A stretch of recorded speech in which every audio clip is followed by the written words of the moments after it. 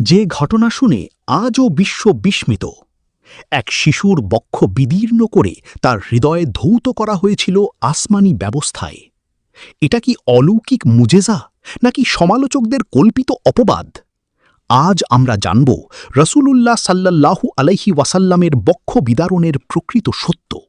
বক্ষ বিদারণ পর্যালোচনা। রাসূলুল্লাহ সাল্লাল্লাহু আলাইহি ওয়াসাল্লামের বক্ষ বিদারণের ঘটনা নিয়ে শিয়া সম্প্রদায় ও কিছু আপত্তিকারী সাধারণত তিনটি প্রশ্ন উত্থাপন করে থাকে। ১.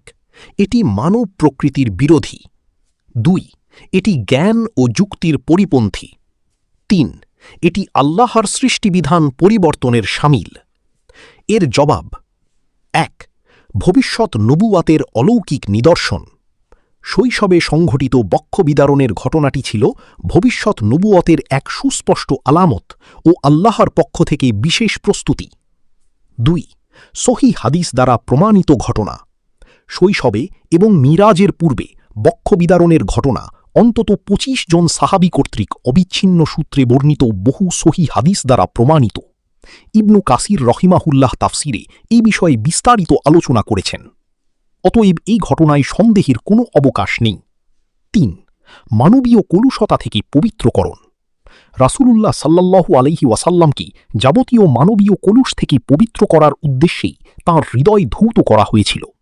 হাদিসে যাকে শয়তানের অংশ বলা হয়েছে তা অপসারণ করা হয়। এটি ছিল তাঁর জন্য বিশেষ বৈশিষ্ট্য। ৪. নবীগণের মোজেজা। প্রত্যেক নবীকেই আল্লাহ বিশেষ মোজেজা দান করেছেন। সে হিসেবে বক্ষ বিদারণ ছিল শেষ নবী মুহাম্মদ সাল্লাল্লাহু আলাইহি ওয়াসাল্লামের বিশেষ মোজেজা সমূহের অন্তর্ভুক্ত।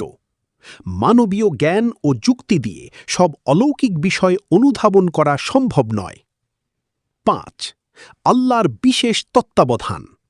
শেষ নবী ও শ্রেষ্ঠ নবী হিসেবে রসূলুল্লাহ সাল্লাল্লাহু আলাইহি ওয়াসাল্লাম জন্ম থেকে মৃত্যু পর্যন্ত আল্লাহর বিশেষ হেফাজত ও তত্ত্বাবধানে ছিলেন। তাই বক্ষ বিদারণ সাধারণ মানবীয় নিয়মের বাইরে হলেও তা আল্লাহর অসীম ক্ষমতারই বহিঃপ্রকাশ।